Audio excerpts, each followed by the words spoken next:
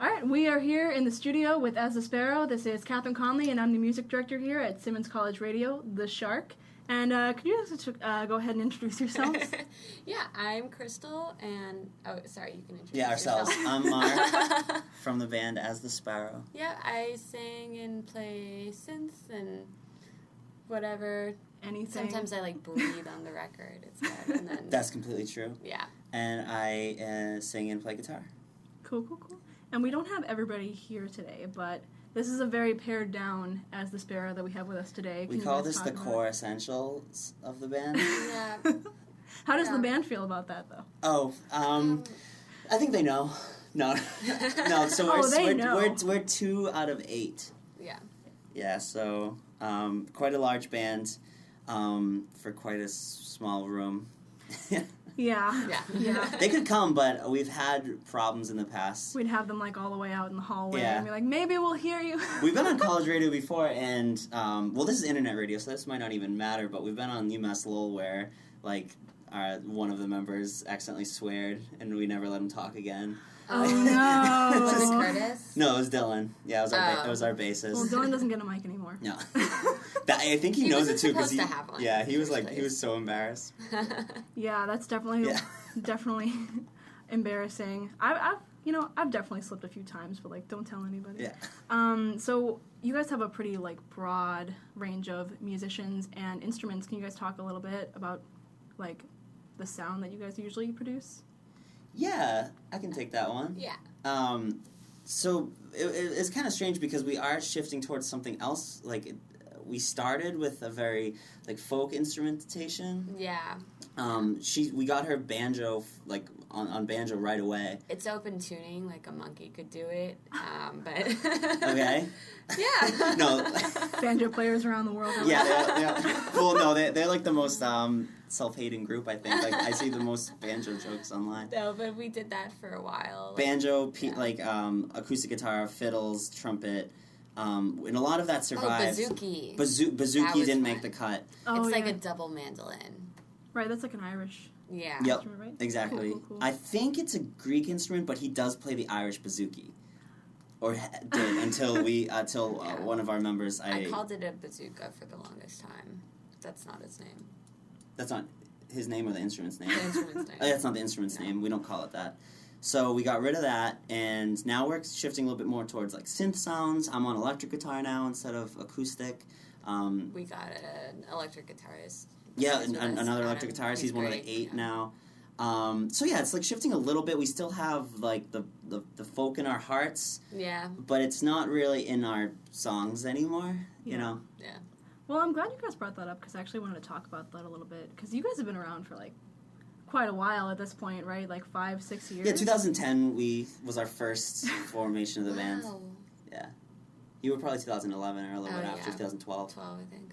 Yeah. And you guys also mentioned this a little bit, but through that, there's been so many different iterations of As the Sparrow, and I noticed on the last EP, because you guys have a full length and 2 EPs out right now. Yeah. The last EP, it's definitely a tangible move towards a little bit more of a synthy indie sound. Yeah. And I know you guys are working on something new right now. We are. So can you tell us a little bit about that, or are we going to continue to see more stuff a little more on the take it away electric side, or? Yeah.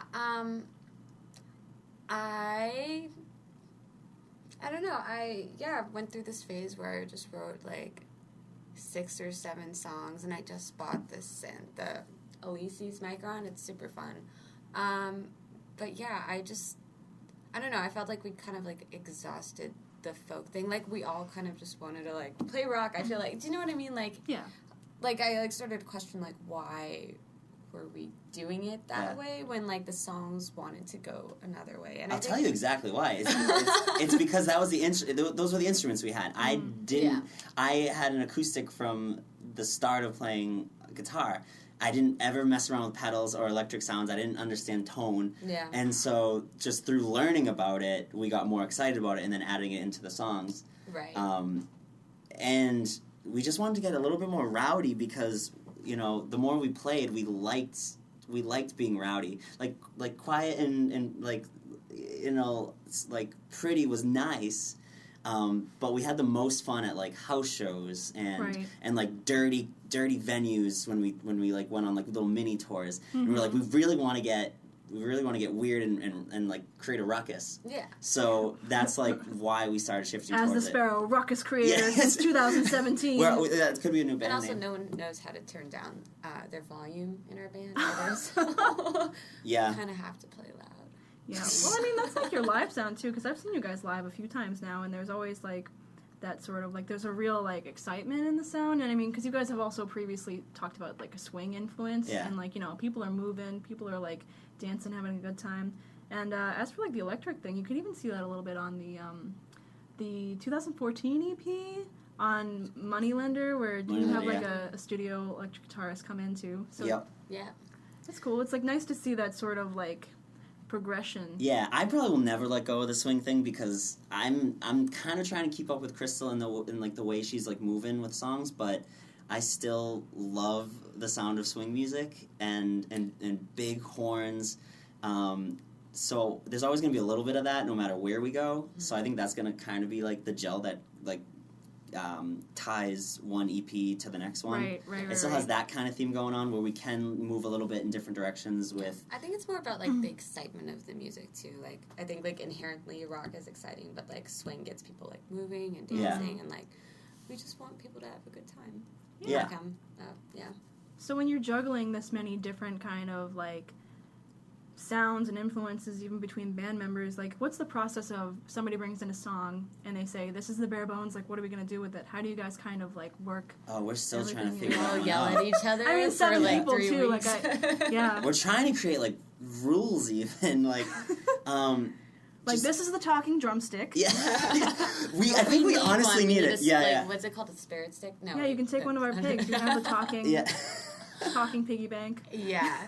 No, it is, like, they're all amazing, the people we work with, but, like, it's super complicated when there are 8 opinions in a room and they're all musicians, you know, like, and they're all good opinions. Yeah.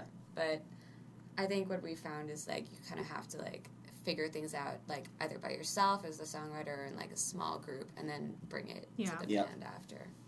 Totally. I think Crystal and I work a little bit differently. I like, she kind of creates a song and then brings it to us. So there are a lot of, like, parts that she has in her mind already. I will probably go the opposite way and kind of, like, make a verse and a chorus. Yeah. And then bring it to people and not because I, like, want, like, need... No. Not because I, like, didn't want to finish it on my own. It's because I couldn't finish it on my own. You know what I'm saying? Like, I needed everyone's input. Like, there's been plenty of songs where Crystal has written the bridge or a chorus for me, and then we were like, okay, now that's the song. Like, right as I was about to throw it away. So the collaboration can save a song. Or it can make it, like, a lot or more. it can draw it out and, like, we can fight about things that will never make the cut. Like, for a long time. I mean, there are even some songs on, like, our last EP that we still fight about, so we just don't play them. We just don't play them. We're going to play one that we don't play a lot because it's just us. Just you guys, Yeah, so we're like, we might as well. Yeah, totally. And I mean, that's like interesting that you're saying that because, like, it makes sense, like, listening to it, that you guys have almost, like, an orchestral sound on some of these tracks, and it makes sense that, like, these, like, different bridges or these transitions, like, sometimes you're listening to, like, almost, like, 3 or 4 songs in, like, one song, you know? So, that, I mean, it totally works, but, you know, it's also, like, maybe that's, like, almost, like, okay, how are we gonna get everybody and everything in here? I got really spazzy because my first, like, the band that made me want to do music, I saw the Decemberists in, like, 2008 or something like that, and they have these long pieces on their record where they go from, like, and it's just one song, and they just, like, go for it, and I was, like, infatuated with that, and that was, like, my base of wanting to write songs, and now I'm not really doing that anymore. I think, I like when we do that, but I also think, like, we're kind of learning how to, like, refine things. Like, as we get older, like, we're realizing that, like, more space is sometimes better. We don't all need to be playing at the same time. And that's, like, always a struggle with, like, 8 people, you know? We all want to be playing at the same time. But it's kind of like putting the song first, you know, like, supposed to ego. And you brought this up to me once when, like, we notice if we play a show, and maybe we've, like, haven't been playing the song that often, we see like, you know, people start to groove and really feel it, and then when we like quickly change time signatures because we thought it was cool, it kills the mood dead. Yeah, because it's like 8 musicians in a room too. They're like, we need to do from 4 4 3 4. Like we need to do 6 8. Like like. And we're like, maybe we shouldn't have done that because people were just starting to feel that groove. So we'll learn from an audience too, like what the song should be. Yeah, totally. So where can people find you, and do we have any release dates or anything you can tell us about when this new record's coming out, or any big shows?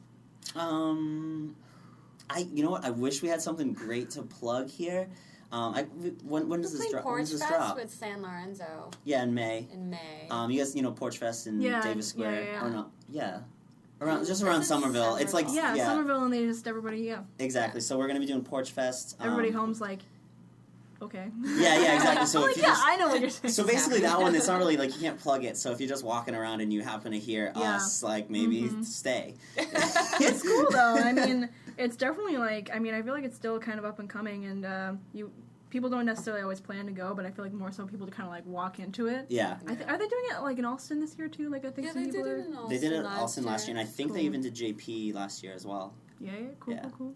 So, like, a bunch of cities are doing it. So that's what we have to plug. And then our album, like, we don't know when that's going to be done. We haven't written all the songs, and booking recording time is, like, a little difficult sometimes. Yeah. We don't really want a deadline right now because we don't want to feel rushed. Yeah. I mean, it's not like we have, like, a record company breathing down our necks. This is our, like, first, like, full length that we're, like, really doing with, like, this 8 Oh, so it's a full length. Yeah. Cool. Yeah. That's the first one since, like, 2011, right? Well, that's when I started. Look, I started recording it. Yeah. And that was all Mark, the first full length. Yeah. That was all your writing. So that's why we don't. I even took that off of like Spotify and iTunes. That's not on there anymore because I just don't feel connected with that music as our band anymore. I still have it on Bandcamp, but maybe I'll take it down. I don't know. I still haven't made a decision yet. So this is our this is our first proper full length. So this is almost like your like new debut. Yeah. Yes, exactly. Like the two EPs were kind of like gearing towards the full length that we're making right now. Yeah. Cool. Well, I'm really excited to hear it, and thank you guys so much for coming in. Thanks for having us. Thanks for the interview. That was As the Sparrow, and I'm Catherine Conley. You are listening to Simmons College Radio, The Shark.